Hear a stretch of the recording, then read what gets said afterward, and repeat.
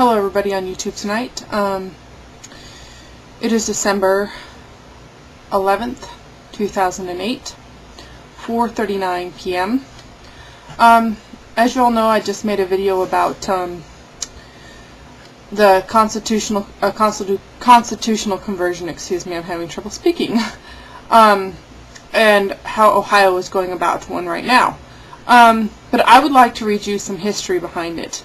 And I will give you this link to this history lesson, which is really good for everybody to understand what is really going on. This is what happened in 1776, and this will help you understand what a constitutional conversion is. It'll be best for you to go read it, the whole thing for yourself. It's a very good read, but I'm going to read part of it now, so bear with me. The call for a grand convention. On May 15, 1776, the Second Continental Congress, meeting in Independence Hall, Philadelphia, issued a resolve to the 13 colonies, adopt such a government as shall, in the opinion of the representatives of the people, best conduce to the safety and happiness of their constituents, in particular, and America in general. Between 1776 and 1780, each of the 13 colonies adopted a republican form of government. What emerged was the most extensive documentation of powers of government and the rights of the people that the world had ever witnessed. These state constitutions displayed a remarkable uniformity. 7 attached a prefatory declaration of rights, and all contained the same civil and criminal rights. 4 states decided not to prefix a Bill of Rights to their constitutions, but instead incorporated the very same natural and traditional rights found in the prefatory declarations. New York incorporated the entire Declaration of Independence into its constitution. The primary purpose of these declarations and bills was to outline the objectives of government, to secure the rights to life, liberty, property, and the pursuit of happiness.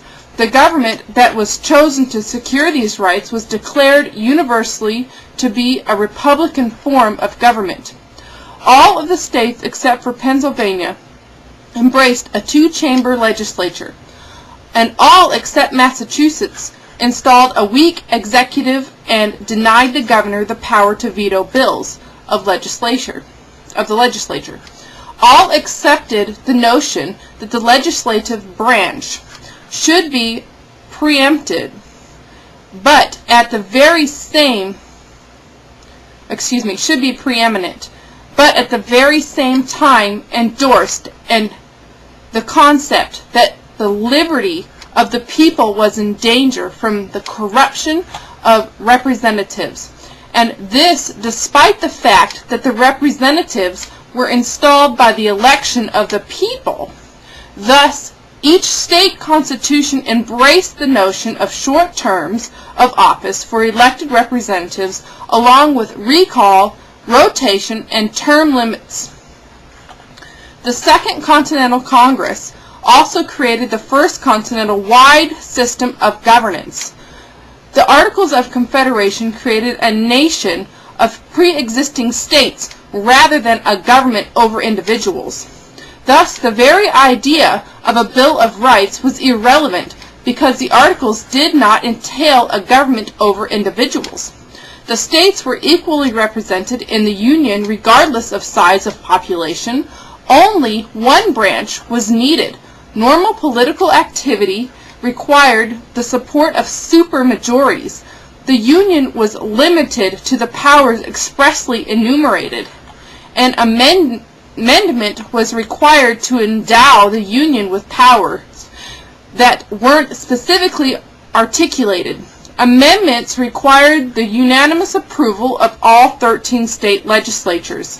The Articles didn't come into operation until the early 1780s because of a territorial dispute between 2 states. Of all the states all of the states were required to sign on before the Articles became operative on any one state.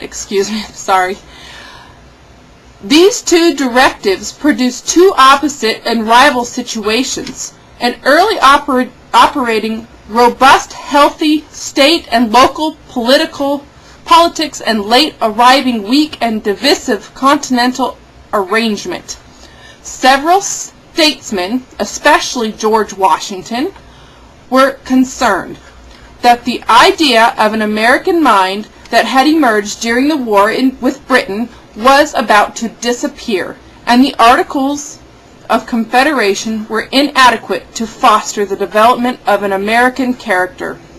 According to Washington, we have errors to correct. He argued that the state refused to comply with the Articles of Peace. The Union was unable to regulate interstate commerce. The states met, but oh so grudgingly, just the minimum interstate standards required by the Articles. Others, especially James Madison, were concerned that the state legislature's conscience and the right to private property, and there was nothing that the Union government could do about it, because the Articles left matters of religion and commerce to the states. The solution, concluded Madison, was to create an extended republic in which a variety of opinions, passions, and interest would check and balance each other, supported by a government framework that endorsed a separation of powers between the branches of the general government. Between 1781 and 1785, attempts to correct these errors failed.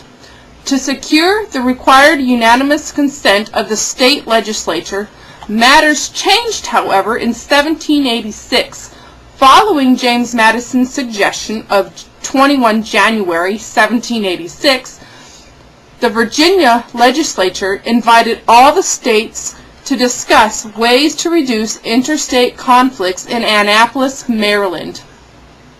The commissioners in attendance at Annapolis during September 1786 chatted about these particular concerns, but suggested that the conversion be both deepened and widened. They endorsed a notion that a grand conversion of all the states meet in Philadelphia the next May 1787 to discuss how to improve the Articles of Confederation. One might well ask, who or what authorized the Virginia legislature to call the Annapolis conversion, and who or what authorized the Annapolis conversion to call for a grand convention? The answer to be found in the The answer is to be found in the Declaration of Independence.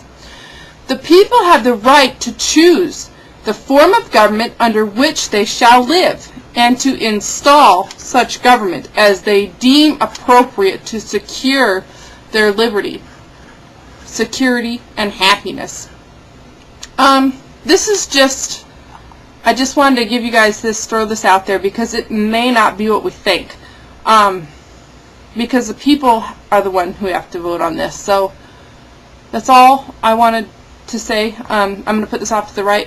I want people to educate themselves on this so that maybe we don't freak out about something. But that's not for me to decide. Peace, guys.